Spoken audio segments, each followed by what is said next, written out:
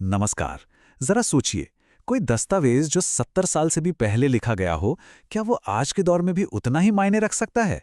भारतीय संविधान की बात करें तो इसका जवाब है एक बहुत बड़ा हाँ। क्योंकि देखिए, ये सिर्फ एक नियमों की किताब नहीं है। ये एक जीता जागता, सांस लेता हुआ दस्तावेज है, जो समय के साथ खुद को बदलता है, विकसित होता है। आज हम इसी की कहानी को समझने वाले हैं।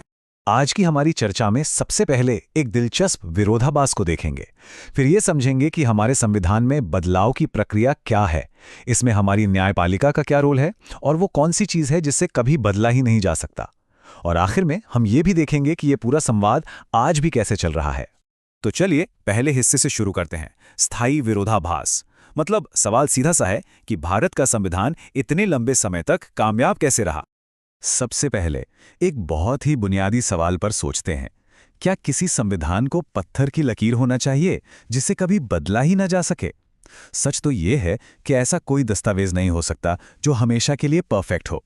समाज बदलता है, लोगों की ज़रूरतें बदलती हैं, नई नई चुनौतियां आती हैं और संविधान को भी इन सब के साथ कदम से कदम मिलाकर चलना पड़ता है। और जो बात भारतीय संविधान को खास बनाती है वो है इसका स्थायित्व।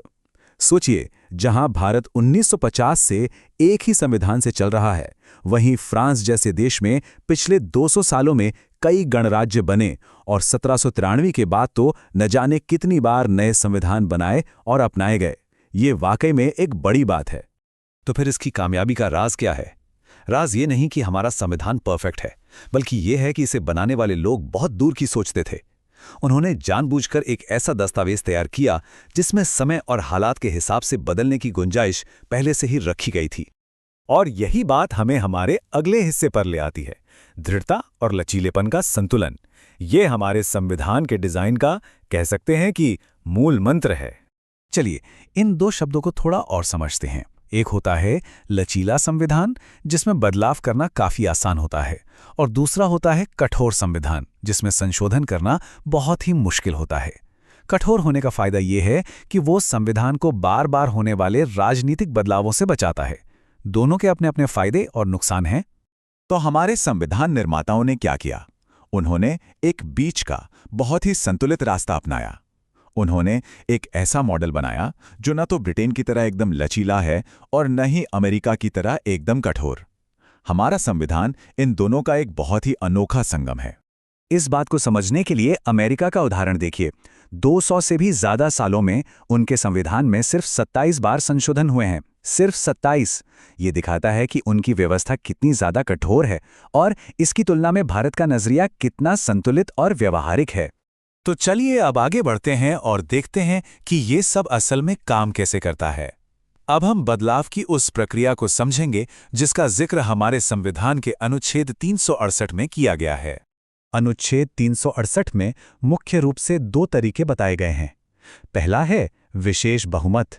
इसमें संसद के दोनों सदनों में मौजूद और वोट करने वाले सदस्यों का 2/3 बहुमत चाहिए होता है। और दूसरा तरीका तो और भी सख्त है। इसमें संसद के विशेष बहुमत के साथ साथ देश के कम से कम आधे राज्यों की विधानसभाओं से भी सहमति लेनी पड़ती है। इस विशेष बहुमत के पीछे की सोच को डॉक्टर B.R. अम्बेडकर के इस कथन से समझा जा सकता है। उनका साफ मानना था कि अगर कोई बदलाव लाना है तो उसके लिए एक व्यापक राजनीतिक सहमति होनी चाहिए। ये सिर्फ नंबरों का खेल नहीं है, बल्कि ये दिखाता है कि जनता की राय भी उस बदलाव के साथ है। तो ये पूरी प्रक्रिया सिर्फ जोड़ घटाव का गणित नहीं है। इसमें राजनीतिक कौशल, बातचीत और एक आम सहमति बनाने की कला चाहिए होती है। और सच पूछिए तो यही तो लोकतंत्र की असली खूबसूरती है। लेकिन रुकिए, कहानी यहीं खत्म नहीं होती। संविधान के विकास की इस गाथा में एक और बहुत बड़ा किरदार है, और वो है हमारी न्यायपालिका।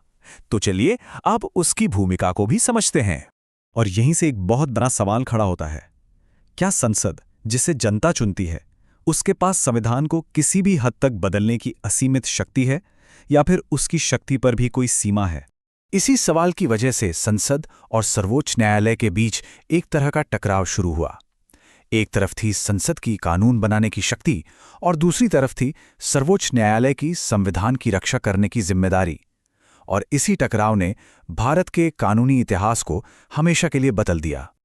और ये हमें इस कहानी के सबसे अहम मोड़ पर ले आता है, अटूट मूल ढांचा। ये वो सिद्धांत है जो केशवानंद भारती मामले के बाद सामने आया और जिसने संविधान में संशोधन की सीमाओं को एक नई परिभाषा दी। हाँ, ये सिद्धांत सुनने में थोड़ा पेचीदा लग सकता है, लेकिन सच मानिए, ये हमारे पूरे संवैधानिक संतुलन की आत्मा है। इसे समझना बहुत जरूरी है। इस सब की शुरुआत हुई साल 1973 के एक ऐतिहासिक मामले से, केशवानंद भारती बनाम केरल राज्य। ये मुकदमा भारतीय न्यायपालिका के इतिहास के सबसे जरूरी मुकदमों में से एक माना जाता है। इस मामले में सुप्रीम कोर्ट ने मूल संरचना का सिद्धांत पेश किया। आसान भाषा में कहें तो अदालत ने कहा कि संसद को संविधान में संशोधन करने का अधिकार तो है, लेकिन वो इसकी बुनियादी आत्मा या इसके मूल ढांचे को नहीं बदल सकती, उसे नष्ट नहीं कर सकती।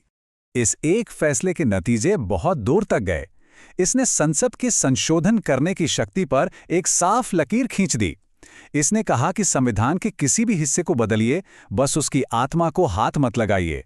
और सबसे बड़ी बात, ये तय करने का आखिरी अधिकार न्यायपालिका को दिया गया कि संविधान की मूल संरचना क्या है। इस फैसले ने संविधान की कठोरता और लचीलेपन के बीच के संतुलन को और भी ज्यादा मजबूत कर दिया। तो अब हम इस सफर के आखिरी पड़ाव पर हैं, एक निरंतर संवाद। ये हमें बताता है कि आखिर हमारा संविधान आज भी इतना जीवंत और प्रासंगिक क्यों बना हुआ है। तो सबसे अहम बात जो हमें समझनी है वो ये है कि संविधान का विकास सिर्फ संसद में होने वाले औपचारिक संशोधनों से नहीं होता। नहीं, ये तो एक लगातार चलने वाली प्रक्रिया है जिसे राजनीतिक बहसें, सामाजिक आंदोलन और अदालतों की व्याख्याएं ये सब मिलकर आकार देते हैं। और अंत में ये पूरी बातचीत हमें एक सवाल के साथ छोड़ जाती है। जैसे जैसे हमारा समाज और बदलेगा, नई नई चुनौतियां आएंगी। तो सोचने वाली बात यह है कि भविष्य में कौन सी नई व्याख्याएं और कौन सी नई बहसें हमारे इस जीवन संविधान का भविष्य तय करेंगी। इसका जवाब तो खैर आने वाला वक्त ही देगा।